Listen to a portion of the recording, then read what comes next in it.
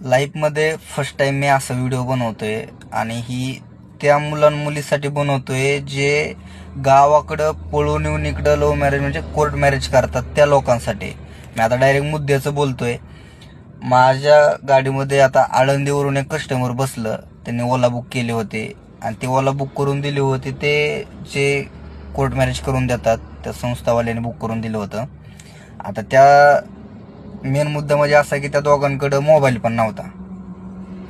मी बी की बाबा कुणीतरी ते त्यांच्या घरच्यांना माहीत होऊ देणे किंवा पोलिस ट्रॅक करू नये ह्या कारणास्तव त्यांनी मोबाईल नसेल जवळ ठेवला, ती एक वेगळा भाग आहे तो. पण आता आळंदीवरून देऊचं बिल 650 रुपये झालं. त्यांनी प्राईम सीडन बुक केले होते. 650 रुपये बिल झालं होतं त्यांचं. तर त्यांच्याकडे अक्षरशः तेवढे पण पैसे द्यायला नव्हते. त्यांच्याकडे फक्त 300 रुपये होते. ते 300 रुपये मी घेतलेले आहेत. आता मी एवढे पण पैसे घेणार नव्हतो, पण आता तुम्ही म्हणसाल की मग हा व्हिडिओ का बनवतोय. तर एक व्हिडिओ याच्यासाठी बनवतोय की आत्ताचे एक हल्ली वैष्णवीता हगवण्याचा विषय झालेला आहे आणि गुजरातचा पण इंदोरचा पण विषय झालेला आहे की लग्न करून त्या मुलाला मारलं. XYZ ते मी काय त्या गोष्टी पुढच्या बोलत नाहीये.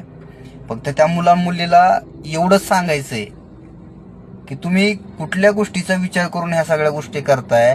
अरे तुमच्याकडं आज पैसे नाही येते, साहजिक गोष्ट आहे की 500 ते 600 रुपये नाहीये तुमच्याकडं, तर तुम्ही एवढं मोठं पाऊल कसं काय उचललंय. आज ठीक आहे तुम्ही कोणाकडून तो मागून घ्याल, XYZ काही होईल, पण ह्या सगळ्या गोष्टी करून तुम्हाला काय सिद्ध करायचंय किंवा ह्या गोष्टीचे परिणाम तुमच्या घरच्यावर किती होतील ह्या गोष्टीचा तुम्ही कधी विचार केलाय का. ठीक आहे.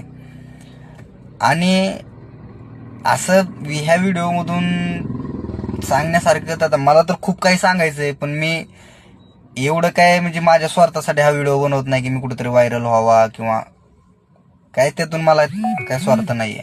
फक्त मला त्या लोकांपर्यंत व्हिडिओ पोहोचवायचा आहे की त्या मुलीपर्यंत हा व्हिडिओ पोहोचवायचा आहे की जे पण कराल तो आईवडिलांचा विचार करून काही गोष्टी करा.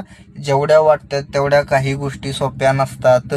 पुण्यासारख्या ठिकाणी येऊन राहायचं आणि कोर्ट मॅरेज करायचं म्हणजे सोपं नाही बाबांनो.